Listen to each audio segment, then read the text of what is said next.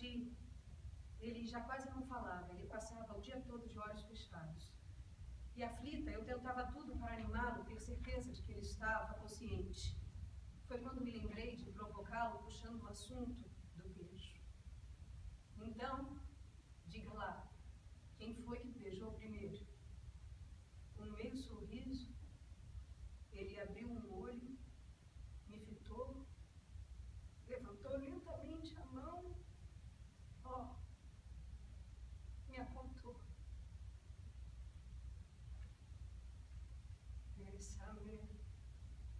Bésame mucho, como si fuera esta noche la última vez.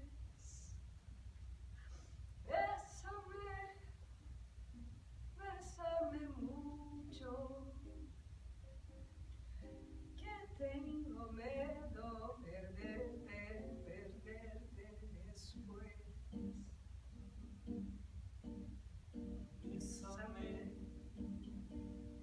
Bésame mucho,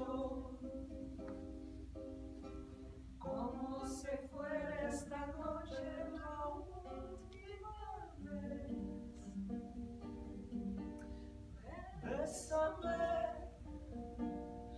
Bésame mucho,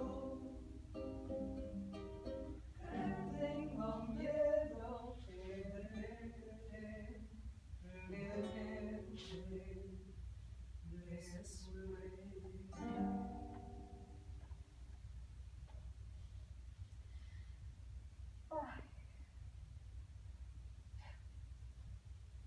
Então, contaram a minha mãe que eu estava namorando com Monteiro Lobato, veja só.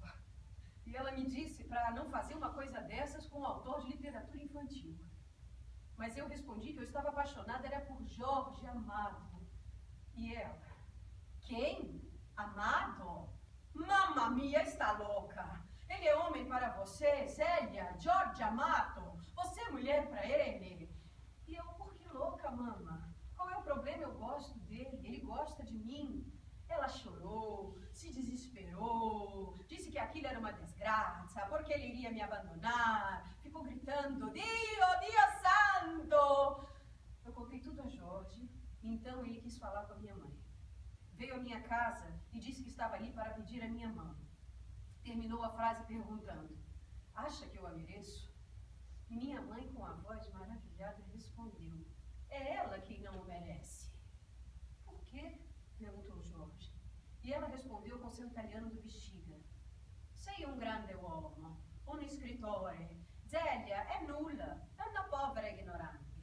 È una brava ragazza, sì, è bella, ma nenhum merece, não mais que isso, porque ela não vai saber acompanhá-lo. Mama, fique tranquila, porque dentro de mim existe tanta força que eu farei o possível para ser mulher digna dele pelo resto da minha vida.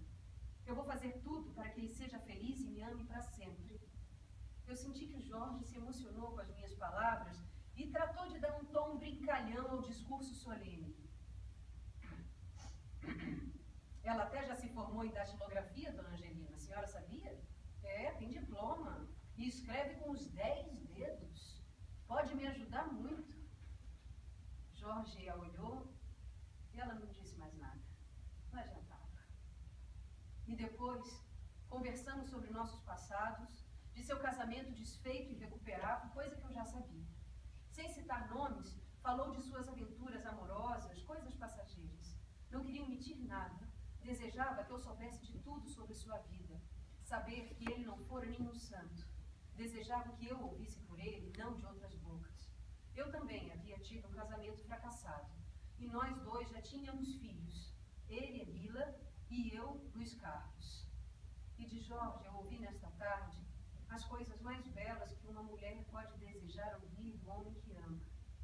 Disse que achou em mim a mulher ideal, a que sempre procurou para ser sua esposa, sua companheira. Deixaria até de ser escritor se não tivesse certo ao me escolher. E que não podendo me oferecer um casamento oficial, me daria o seu amor. Eu quero que se mude para o meu apartamento. Eu preciso com urgência de você. Eu não consigo viver longe de você. Jorge falava sem esperar que eu respondesse, certo da minha paixão.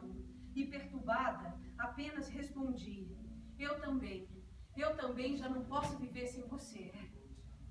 Naquela noite eu não voltei para casa, nem naquela noite nenhuma outra. Ao lado dele eu fiquei pelo resto de sua vida. Em cada despedida eu vou te amar, desesperadamente. Eu sempre vou te amar. E amei mesmo. Egídio Oxóssi, terreiro de São Jorge. Foi o nome que Jorge deu ao sítio que fomos viver ao chegarmos no Rio, em 1945. Ele foi eleito com enorme votação à Assembleia Nacional Constituinte, deputado federal pela legenda do Partido Comunista Brasileiro. Foi um ótimo deputado, autor de várias emendas, entre as quais a da liberdade religiosa, que vigora na Constituição até hoje. Foi lindo ver Paloma recebendo a diplomação do mandato do pai caçado. O lugar era longe, e ele descia todos os dias e se divertia no caminho para o parlamento. Havia casas que vendiam aves, e na volta ele ia parando, e vez ou outra trazia para casa alguma galinha, galo, pato, paturi, ganso, fazão, trazia tudo. Tínhamos um galinheiro enorme, e Jorge misturava todas elas, todas as raças. Queria ver no que ia dar no cruzamento. Em realidade, não dava nada que prestasse. Nasciam aves degeneradas, feias, mas ele não desistia de tentar. Gritava para um galo tímido: trepa aí, seu frouxo. Nada. Mas também o galo tinha um bico quebrado. Eu descobri. Nesta época, eu aprendi que não devia dar palpites nos romances. Jorge dizia que não mandava em seus romances. Eles devem ter vida própria, Zé. Se não seguirem seu próprio destino, se eu tentar comandá-los, eles deixam de ser humanos para se tornarem apenas fantoches em minhas mãos. E isso eu não faço. Marinheira de primeira viagem, eu me afligi um dia ao ver Jorge de cócoras no galinheiro, observando o movimento das galinhas em vez de estar na máquina de escrever. Eu comentei o fato com sua mãe, que na ocasião passaram os dias conosco. Ela riu e me explicou: tu é boba. Escritor é assim mesmo. Precisa descansar a cabeça para pensar. Foi o que Jorge me disse uma vez, quando tu ainda não existia. Ele ficava agachado lá no quintal, vendo um carreiro de formigas, jogando folhinhas para elas carregarem. Aí eu perguntei: ô meu filho, tu não vai trabalhar não? E ele me respondeu: eu estou trabalhando, minha mãe. A minha cabeça está trabalhando. Com Lalu não se podia falar nada de seu filho. Era Deus no céu e Jorge na terra. Um dia eu provoquei Lalu, que nunca se deixava derrotar, dizendo assim: seu filho é bom, mas é muito desobediente. Não quis estudar medicina como a senhora queria. Ah, Lalu mostrou. Pois olha aqui sua moleca. Meu filho é tão bom que nunca se meteu em política, porque sabe que eu não gosto de política. Assombrada diante de tal declaração, eu perguntei: nunca se meteu em política, dona Eulália? E ele não é deputado do Partido Comunista? Lalu era forte. Descobri onde Jorge herdou tanta sabedoria. E Partido Comunista é política, sua moleca? A verdade é que, de fato, a situação política estava péssima. Um clima violento e a ameaça de expulsão dos comunistas do parlamento. Por mais de uma vez, Jorge chegou em casa afobado, dizendo: tira as panelas do fogo, apague tudo, vamos dormir fora de casa, há ameaça de invasão. E lá me ia eu, com um imenso barrigão, sem saber em casa de quem iríamos dormir. Por resolução do partido, Jorge deveria sair do Brasil antes que o prendessem. Na Europa ele poderia fazer mais por sua pátria que encarcerado. Num fim de tarde de fevereiro de 1948, Jorge partiu para a Itália pelo navio francês. Ao ver o navio se afastar e Jorge me acenando, João, com menos de 2 meses em meus braços, eu tive um dos dias mais tristes da minha vida. Somente no mês de abril eu pude viajar.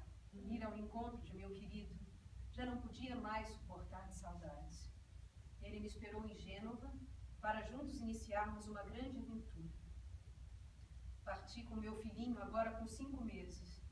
Viajei traumatizada com a invasão pela polícia em nosso sítio. Eles invadiram de madrugada e arrebentaram tudo. Saíram ameaçando Jorge de morte se ele voltasse ao Brasil. Eu sabia das dificuldades que iria encontrar pela frente, mas ao lado de Jorge, eu enfrentaria tudo.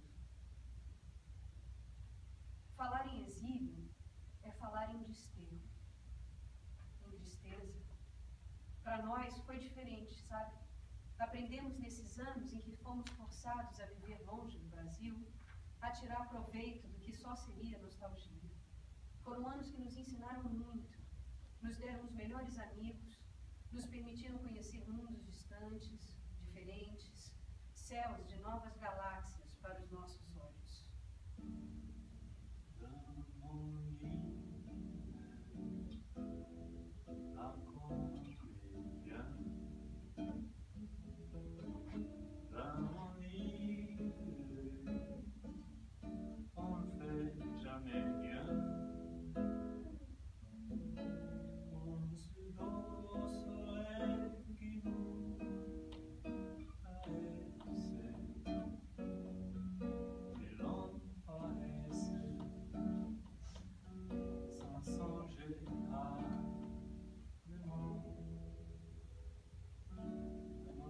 Em Paris, eu cumpri o que havia prometido a Dona Angelina, tão preocupada com o despreparo da filha.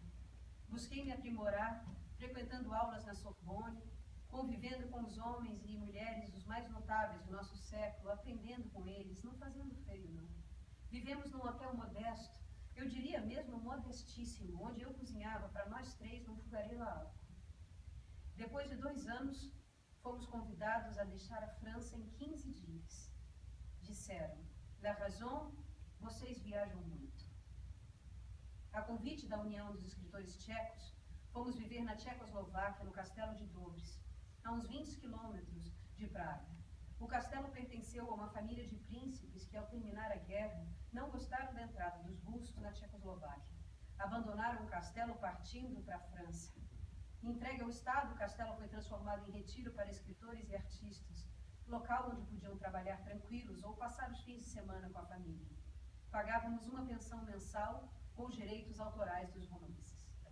Também exilados de seus países, Pablo Neruda e Nicolas Guilhem passaram uma temporada no castelo e viraram nossos compadres. Pablo ficou enciumado quando Nicolás o provocou, dizendo ser o padrinho de João. Pablo não deu o braço a torcer e disse, pois eu vou ser la madrinha.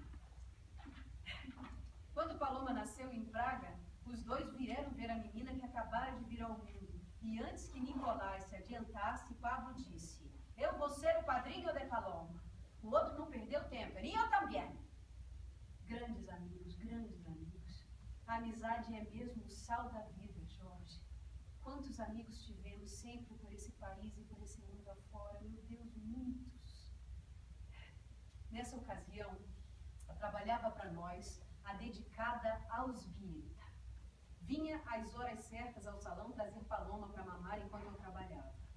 Ao ouvir o seu nome pela primeira vez, Jorge disse, que nome mais difícil de se pronunciar. É igual a rainha da Inglaterra. Elizabeth em tcheco é assim, mas se quiserem, podem me chamar de Bichuska, que é o meu apelido. Pouco dotado para línguas, Jorge nem tentou aprender o tcheco. Como poderia pronunciar aquelas palavras sem vogais? E batizou-a de Ausbuceta. Ela achou o apelido lindo.